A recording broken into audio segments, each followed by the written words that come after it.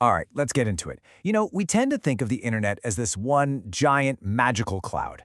But really, underneath all that, it's an incredible feat of organization. And the secret sauce to all of it, it's something called subnetting. I mean, it's a fantastic question, right? You've got billions of devices out there. Phones, laptops, servers, you name it. They all need a unique address, and they all have to talk to each other without just, bumping into each other constantly.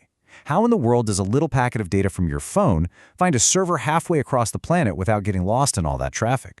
Well, the answer is all about creating order out of what could be total chaos. So here's our game plan for today. First, we're going to look at the internet's basic filing system. Then, we'll dive into this idea of neighborhoods on the network. After that, we'll decode the Subnet Mask, which is the tool that makes all this possible. We'll see how it literally draws the line, and then wrap up with why any of this organization actually matters in the real world. Okay, so to really appreciate just how clever subnetting is, you've got to first understand the problem it's designed to solve. Just try to picture a world without it for a second.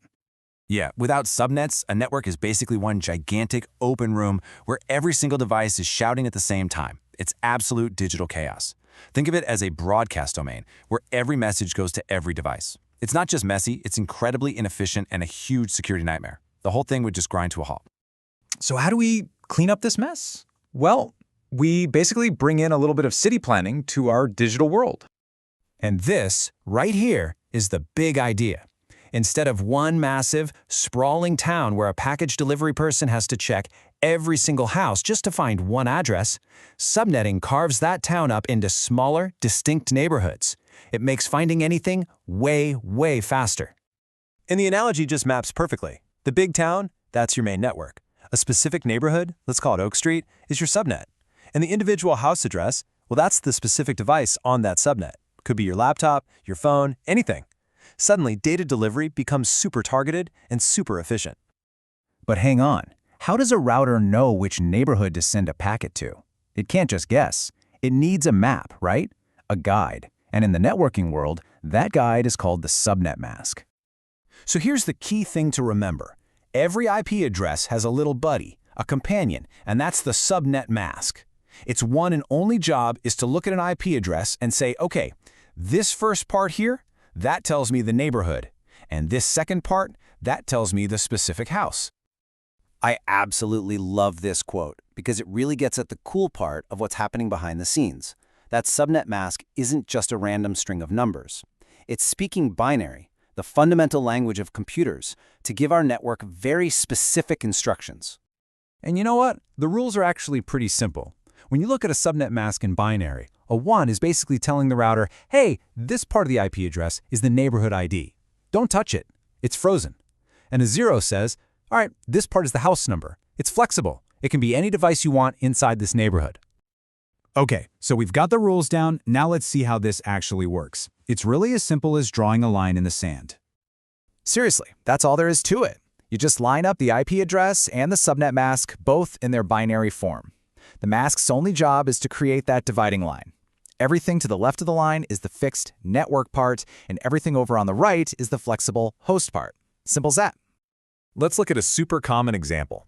You might see something called a /24 mask. Well, that /24 is just shorthand.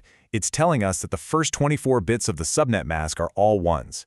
And that draws our line right after the third block of numbers. So, in this case, 192.168.1 becomes our frozen network ID. That's our neighborhood. The last part, where the mask is all zeros, well, that's where we get to play. That's where we can assign all our unique device addresses. And this is where it gets really, really cool.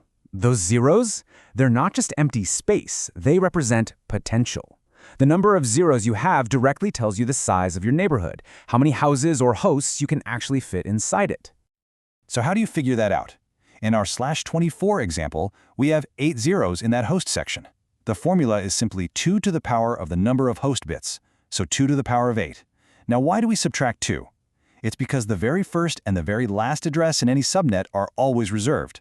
One is for the network itself, and the other is for broadcasting to everyone in that network.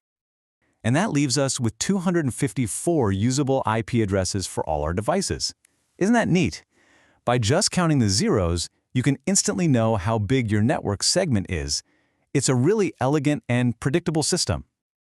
All right, so we've been deep in the weeds on how this all works. But let's zoom back out and talk about the why. Why on earth do we go through all this trouble just to divide things up? Well, the benefits are huge, but keeping local traffic inside its own neighborhood, network performance just skyrockets. Security gets a massive boost, because now you can build walls between subnets. Think about it. You can keep your guest Wi-Fi totally separate from your private company network. Plus, it just makes managing everything so much more logical and clean. And that's really the main takeaway. Subnetting isn't just a boring technical exercise with ones and zeros. It's the invisible architecture that turns that chaotic, messy field of devices into a well-planned city. It allows all our data to move quickly, securely, and efficiently to exactly where it needs to go. You know, subnetting was the brilliant solution for the internet we have now, which is built on something called IPv4. But as we move toward IPv6, which has a nearly infinite number of addresses, these principles of organization and segmentation are only going to become more important. So it leaves us with a pretty interesting question. What's the next level of digital city planning going to look like?